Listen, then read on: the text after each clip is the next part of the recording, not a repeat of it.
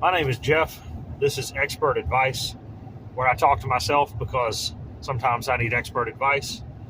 Today, I'm bringing you guys along for the ride, and we're going to post-mortem making sorghum syrup in 2022 and 2023.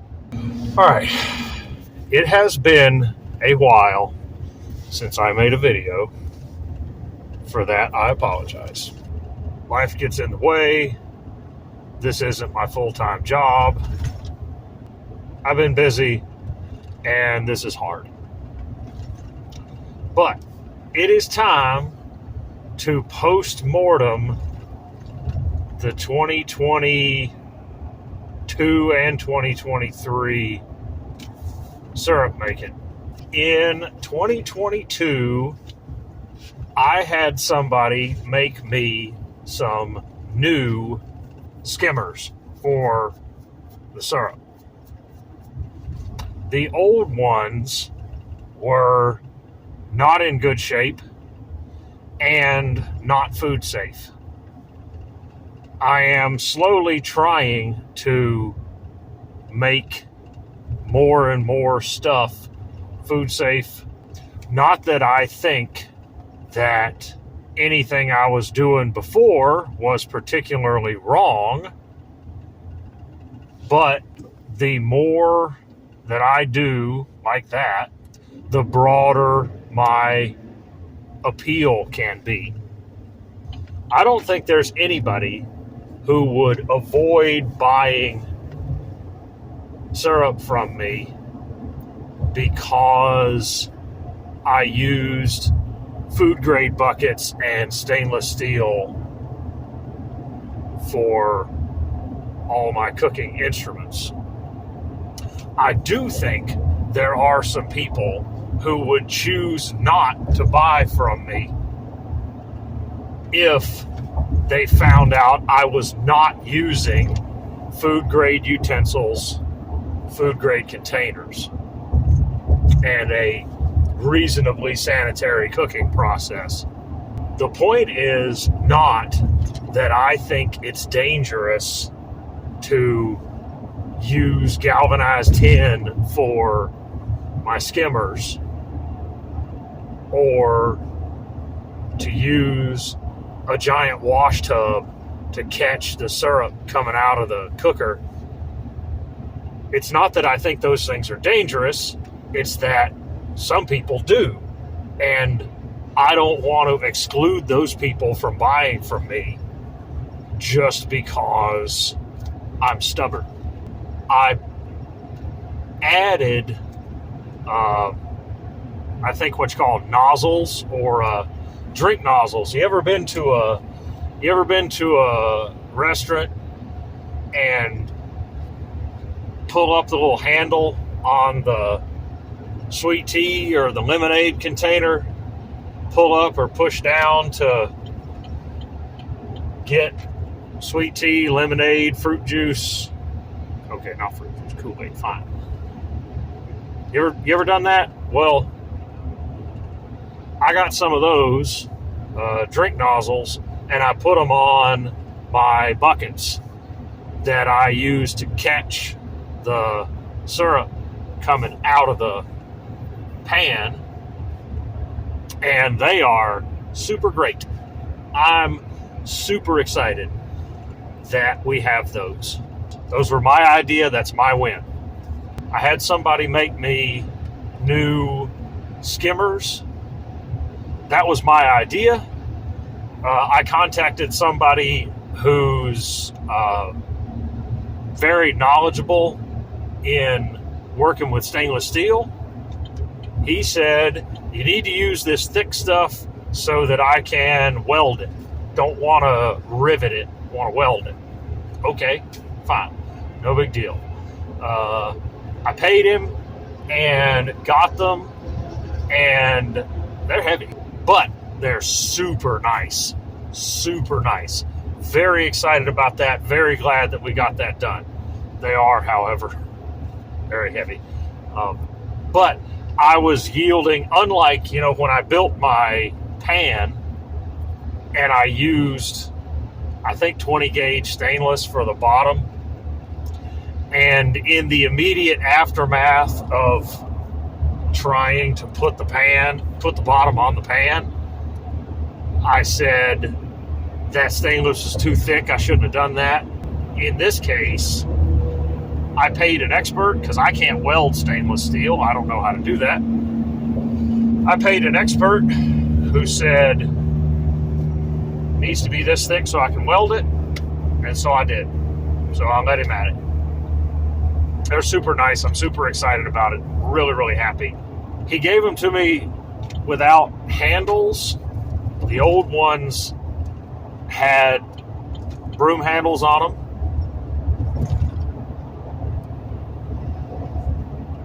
I got the new skimmers. I went to Home Depot. I bought broom handles and put broom handles on them. They were 6 feet long. My dad said, that's too long, you need to cut it down. I said, let's try it and see before we cut anything. Dad was right. Don't need 6 foot long broom handles for my skimmers. I ended up cutting about 18 inches off of them. So, point for Dad. In 22, I worried a whole bunch about lighting, about having lights for early morning, late night operation while we're pressing in the early morning and while we're cooking and bottling on into the night. I drug out a generator, strung out a super long extension cord because my generator makes a lot of noise. I wanted it a long way away. I plugged in drop lights and hung them from nails. Overall, it was a big, big hassle. More stuff to add, more aggravation added on top of everything else. And my dad said, you don't really need that. Let's get a propane lantern, and that'll be plenty. Now, he's also fixated on trying to power some 12-volt lights off of the tractor. I think that's kind of silly, but the propane lantern was his idea, too. And it turns out, between a light on my head and the propane lantern burning, it's fine. Everything I did with generator-powered lights was a waste of effort. And I wish I hadn't.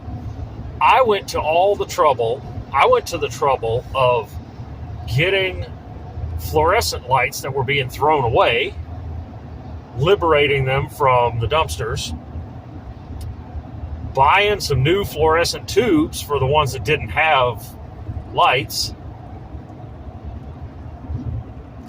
putting the lights up in the overheads, making sure they were spaced out right so that the cord from one could plug into the next one, and I would only have, one extension cord to run.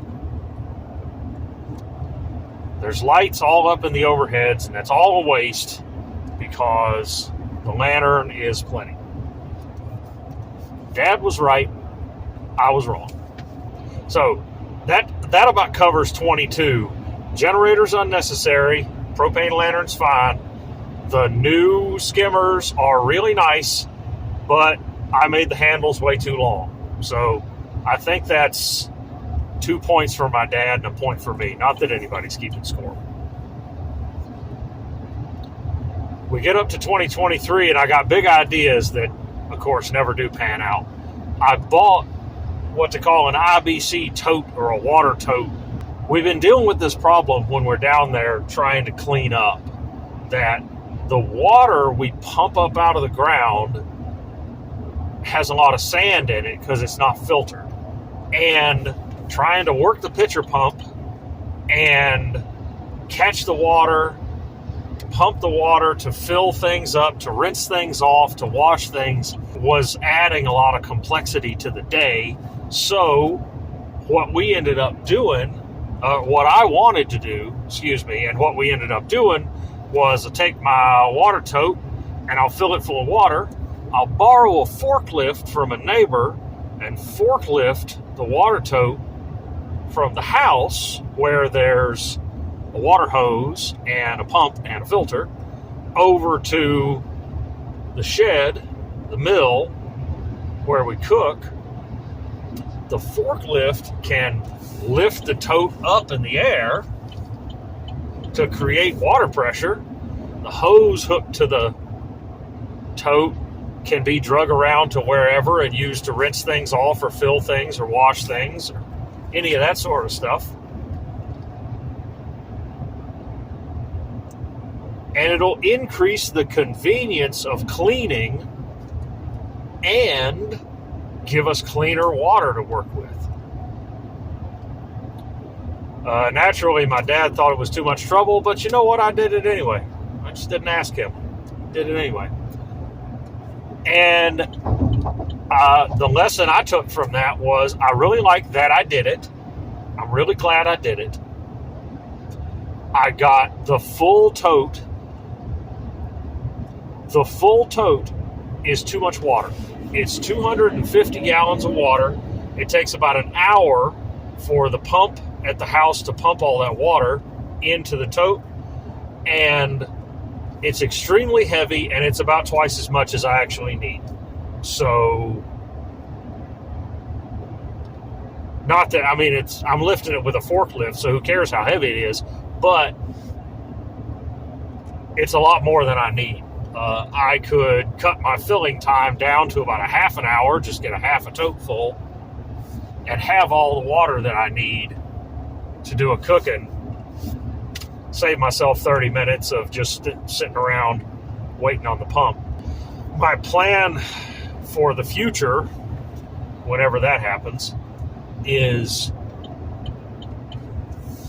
I'm going to build a platform, maybe 8 feet off the ground, to set the tote on, and I've got a sink from the Habitat Restore that I can hook up to the water tote, and I can use gravity pressure to run water through this sink, and it'll be a little classier for hand washing and utensil washing and all that kind of stuff. And I can still have a hose to run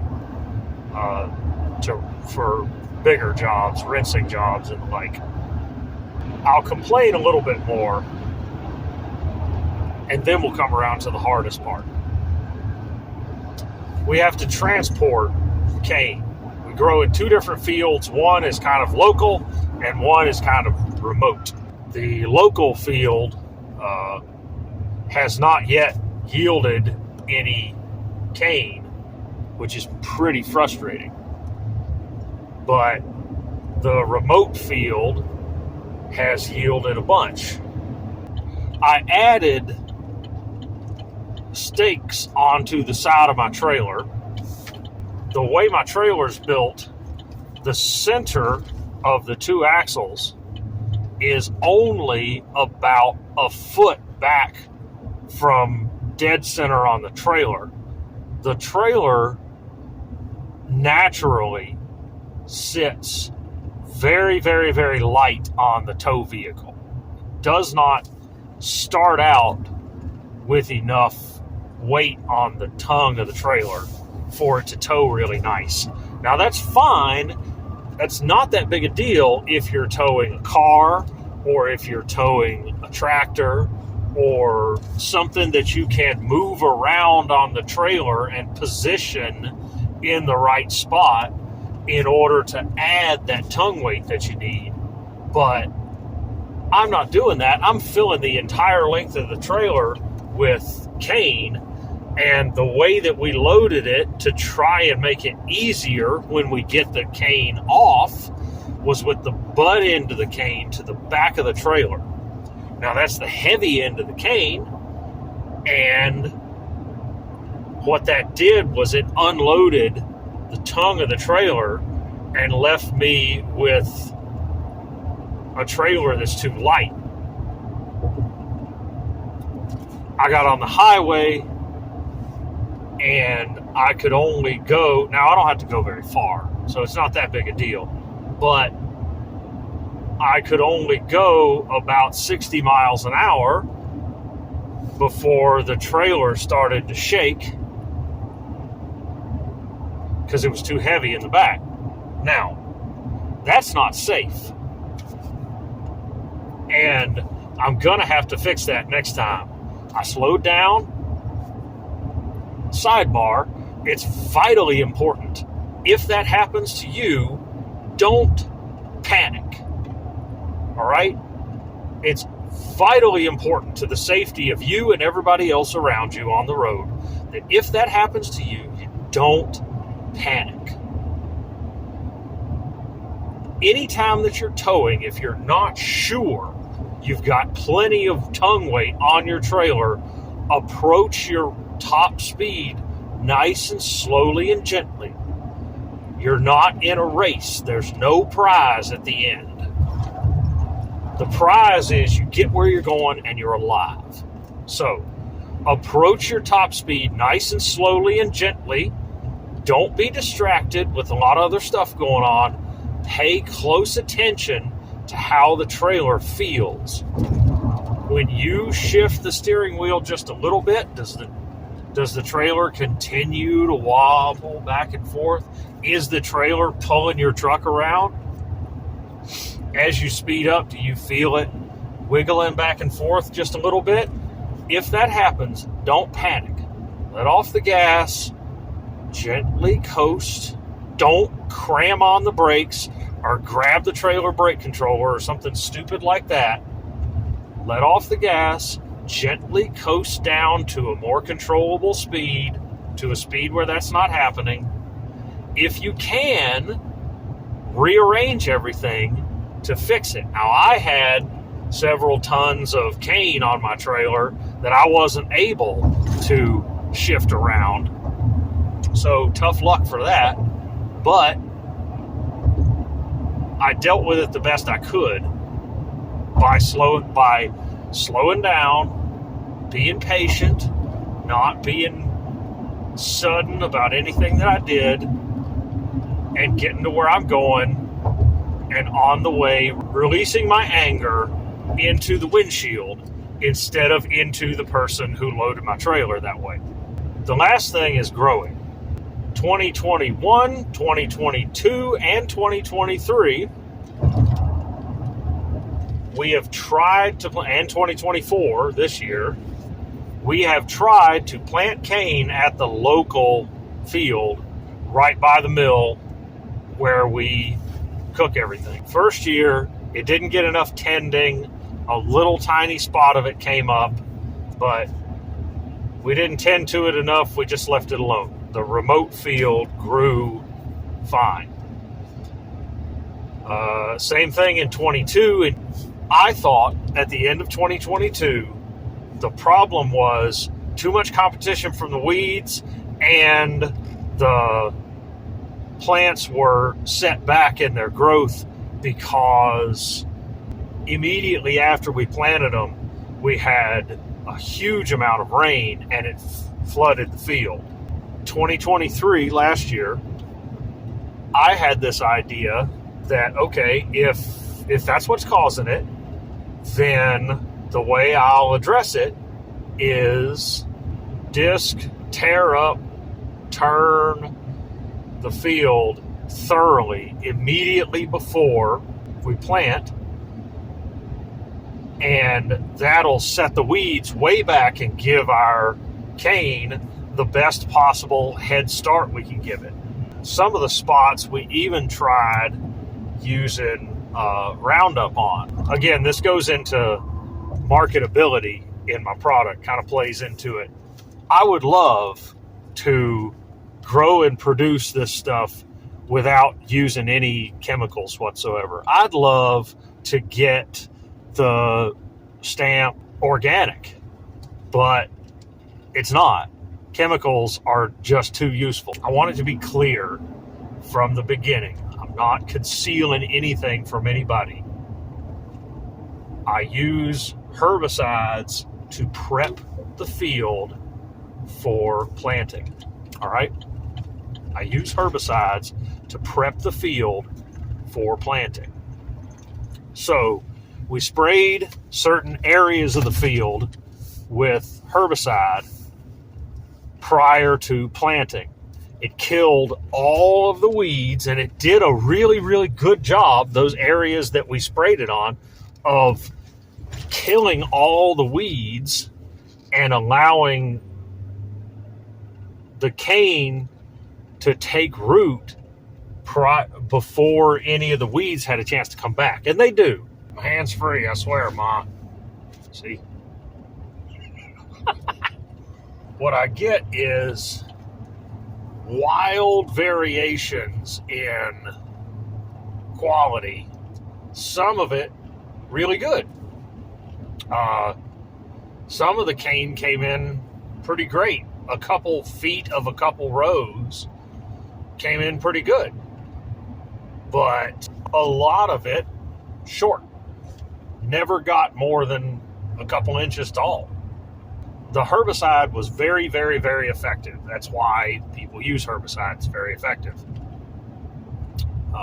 So effective that we use it on everything now. So don't get mad at me later. If you buy from me, it's grown in a field that's been treated with herbicide. There. Sorry. It works. There were plenty of spots where we sprayed herbicide where weeks and weeks later, the cane plants were still this tall, but there was no grass.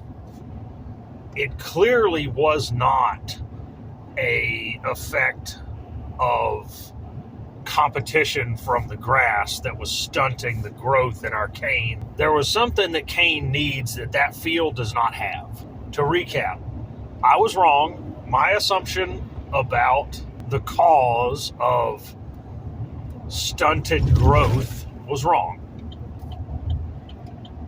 It was not competition from the weeds. It was not water. There is some kind of deficiency in the soil. My dad was right in that the chemicals, using chemicals on the field prior to planting is way more effective than hoeing, weeding, anything, using a string trimmer, any of that kind of stuff. There's nothing growing in the field now except the stuff that we planted, which I'm not going to lie, it's pretty nice. I'd love to not have to do that, but I have a day job, and it's not really fair for me to demand that my dad do a bunch more work tending to the weeds when I'm the one that wants to sell this stuff, and I just want to be able to say, no, we didn't use any chemicals on it. It's not fair.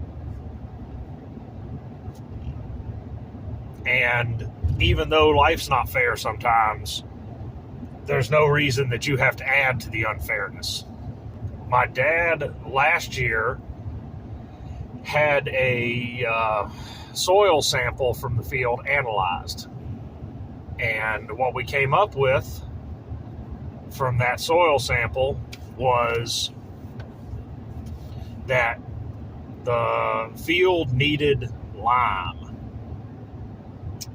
He spread out some. Every time he would talk about it, the amount of lime that he was going to spread went down lower and lower and lower and lower. First it was 1,200 pounds of lime, and then 1,000 pounds of lime, and then 900 pounds. And then when it actually came time to swipe his credit card and buy it, it was 700 pounds of lime that he bought. I don't want to minimize his contribution to this whole effort. Obviously, we still haven't seen the kind of uniformity in growth across the field that I personally was hoping for. All I can do is continue the best I can to throw organic fertilizer like wood chips and wood ash onto it, spread out leaves, spread out mulch. I take the pummies from 1 year and stuff them into the woods, and they sit for a year or two, and then I pull them out and scatter them across the field and disc them in real good. We had another great big fire in the field to try to to try to add more natural organic fertilizer to the place.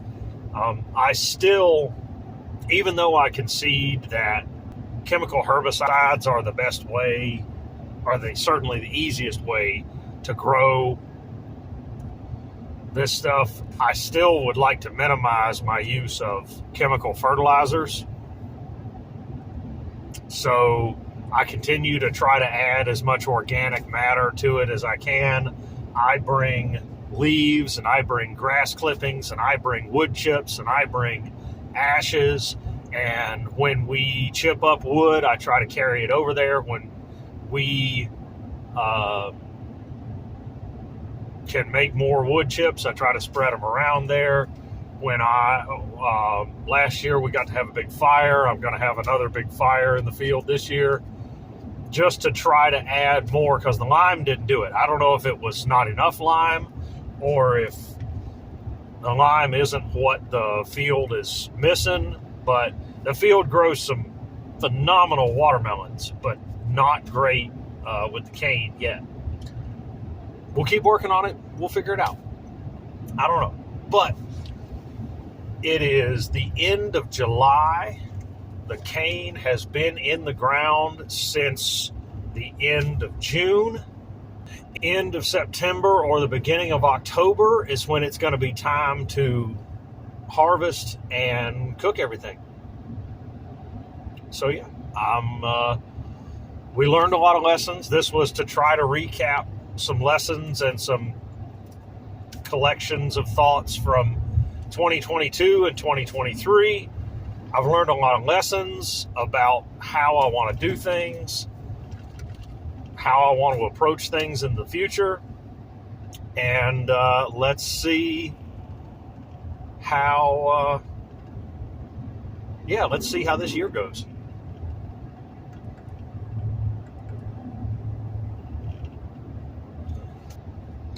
Thanks for coming, everybody. Have a great day.